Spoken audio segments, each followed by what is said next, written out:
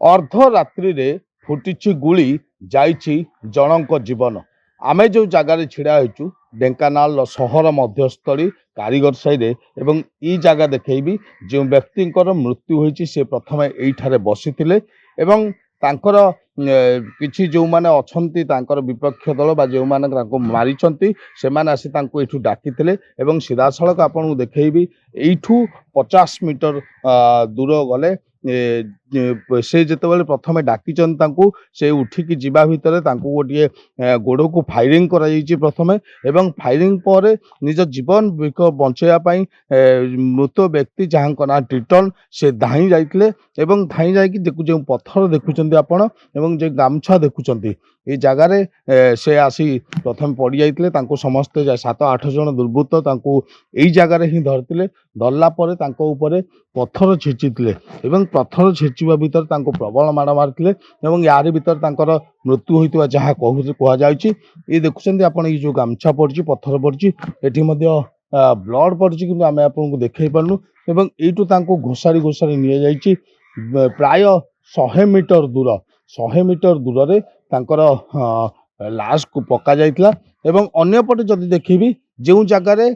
घटना घटिछि घटना घटिबार आपण जदि अपर पार्श्व देखिबे 50 मीटर दूर गले जो व्यक्ति मृत्यु होइछन तांकर निज घर सेठी एवं निज घर पाकर से बसिथिले बसिया भितर तांको दुर्बृत्त माने आसी जो भली भाबे हत्या करचंती या ढेंकानाल ले चांचल्य सृष्टि करछि एवं जहा सुनिबा को मिलुछि जहा मृत व्यक्ति को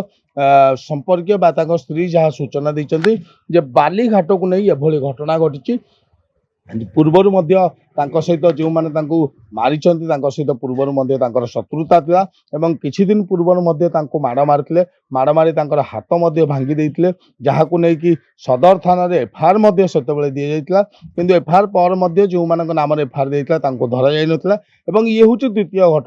द्वितीय घटना केवल से गोटे घटना से गोटे अभियोग जे बाली घाट को लेकिन एभली पूर्व शत्रुतारू आक्रमण कर दुईटी जे मृत्यु कर दुईटी छोट छोट शिशु दुईटी झील अच्छा किंतु एठी कथा उठुची सहर भितर राति अधरे जो गुली फुटला बंधुक प्रकृत में आसूची कोट कारण अनेक समय प्रश्नवाची सृष्टि होती पुलिस कार्यकलाप नहीं कि अनेक समय प्रश्नवाची सृष्टि होती पुलिस तनाघना नहीं कि जदि किछि दिन पूर्व आक्रमण कर से बाबद एफआईआर दि जाइतिला तेबे जो मान नाम एफआईआर दि जाइतिला से मानू कहीं धरागला नहीं जो द्वितीय थर एभली करिवार सुजोग से माने पाइले यहाकु नै अनेक प्रश्नवाची सृष्टि होइछि तेबे पुलिस तरफ जहाँ सूचना दि जाइछि जे आक्रमणकारी विरुद्ध दृढ़ कार्यानुष्ठान निया जिवो सेमानंको तदंत जारी रहिछि केउ माने एथिरे संपृक्त परिवार लोक जे मानक ना नउचंती एवं जो 7-8 जन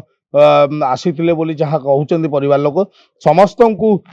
तदंत परिसर को निया जिवो समस्त को गोटी गोटी करी धरा जिवो एवं आईन ऊर्ध्वर केही नांती आईन काठगड़ा भीतर समस्त को बंधा जिवो। काली संध्या बेले से मते कहले तारेडी छकड़ी अजी को पांडे देखाई दिले कथादा बारु अजी सांगरे कोन कथादा हेसंती हेठु आसिकी से माने फोन फान करिबारु तांको पांडे टिटू बळी तापी तांको गोष्ठीटा तांको मारिकी पकेई देइसंती मो छुआ दीटा अनाथ हेले मो छुआ दीटा बापटाको छड़ेई देले मु जानिली 9:30-10टा भितरे आउ थरे मारिथिले मारी हाथ फटे भांगी देइथिले मासे हेलाणी एफआईआर देइथिले सदर थाना रे बाली व्यवसाय देइकी से किसी कने मान ताको चार्जिसनी मारिया पाएगी ये किसी कुहंतिनी सेतिरे मिछटारे तांको कुहंती खाली पट्टी माउछु बाली ये नेकी करदी तांकर प्लानिंग अछि तांको मारिया पाई मिछ कथा कहि तांको खाली ये गले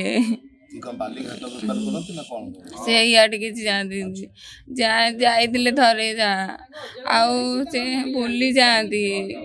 तांको मिछटारे कहि फसदी तांकर प्लानिंग अछि तांको मारी के पकिया पाई मु चाहूँ मो छुआ को न्याय मिलू मो छुआ दीटा बापटाक छाड़िला तांको मार को भल कि शास्ति दऊ समस्त को भल कि धरतु। गत काली राति मध्यरात्रि आमर पूजा बेहेरा रिपोर्ट उपर गोटे मर्डर केस होती से रिपोर्ट कर स्वामी କେଉଁ 10-12 ଜଣ ଲୋକାଲ ଲୋକ ତାକୁ ଫାୟାରିଂ କରିକି ମାରିଛନ୍ତି ବୋଲି। ଆଉ ଆମର ସେ ସମୟରେ ଟାଉନ୍ ଥାନାରେ ଗୋଟେ କେସ୍ ହେଇଛି ଏବଂ ଆମର ସେଥିରେ 2 ଜଣଙ୍କୁ ଆମେ ଡିଟେନ୍ କରିକି ରଖିଛୁ। ଆଉ ଅନ୍ୟାନ୍ୟ ଆକ୍ୟୁଜ୍ ମାନଙ୍କୁ ଧରିବା ପାଇଁ ଆମର ଆଇଆଇସିଙ୍କ ନେତୃତ୍ୱରେ ବାହାରେ ଆମର ଟିମ୍ ଅଛି ବର୍ତ୍ତମାନ। ଆଉ କେସ୍ ଇନଭେଷ୍ଟିଗେସନ୍ ଚାଲିଛି, ଯଥାଶୀଘ୍ର ସେମାନଙ୍କୁ ଧରାହେବ। 2 ଜଣ ଡିଟେନ୍ ଅଛନ୍ତି, ମୁଁ କହିଲି ଆପଣଙ୍କୁ 2 ଜଣ ଡିଟେନ୍ ଅଛନ୍ତି। ଆଉ ଅନ୍ୟାନ୍ୟ ଯେଉଁ ଆକ୍ୟୁଜ୍ ଇନଭଲ୍ଭ ଅଛନ୍ତି ସେମାନଙ୍କୁ ଆମେ ମଧ୍ୟ ଯଥାଶୀଘ୍ର ଧରିବୁ। ତାଙ୍କର ପ୍ରିଭିୟସ୍ ଏନିମିକାଲ ଫିଲିଙ୍ଗସ୍ ଅଛି, ଶତ୍ରୁତା ଅଛି,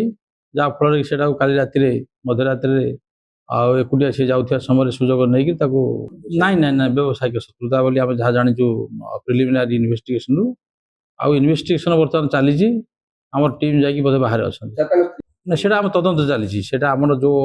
ପ୍ରିଭିୟସ୍ ବିଜନେସ୍ ରାଇଭାଲାରୀ ତାଙ୍କର ଅଛି କ'ଣ ପାଇଁ। ଆଉ ଇଏ ତ ସେମିତି ବାଲି ଘାଟରେ ଇନଭଲ୍ଭ ନଥିଲା, ସେଇ ଯେଉଁ ଆକ୍ୟୁଜ୍ ଡିସିଜ୍ଡ ଯିଏ। ତେଣୁ ଆମ ଚାଲିଛି ସେ ବିଷୟରେ କ'ଣ ତାଙ୍କର ପୂର୍ବ ଶତ୍ରୁତା ଥିଲା, ସେଇଟାକୁ ଆମେ ଚାଲିଛି ଏନକ୍ୱାରି। ସେଇଟା ଆମର ସାଇଣ୍ଟିଫିକ୍ ଟିମ୍ ଯିବେ, ଏବେ ସାଇଣ୍ଟିଫିକ୍ ଟିମ୍ ଗଲା ପରେ ଜଣାପଡ଼ିଯିବ। ସେ ସବୁଠାରୁ ବଡ଼ ପ୍ରଶ୍ନ, ସହର ଭିତରେ ରାତ୍ର ଅର୍ଦ୍ଧରାତ୍ରରେ ଯେଉଁ ବ୍ୟକ୍ତି ମରିଛନ୍ତି ତାଙ୍କର ଘର ପାଖରେ ଆସି ଏଭଳି ଫାୟାରିଂ କରିବା ଏବଂ ଜୀବନରେ ମାରିଦେବା ଘଟଣାକୁ ଢେଙ୍କାନାଳବାସୀ ସହଜରେ ଗ୍ରହଣ କରିପାରୁନାହାନ୍ତି। ଢେଙ୍କାନାଳରୁ ଲକ୍ଷ୍ମୀକାନ୍ତ ସାହୁ, ରିପୋର୍ଟର୍ସ ଟୁଡେ।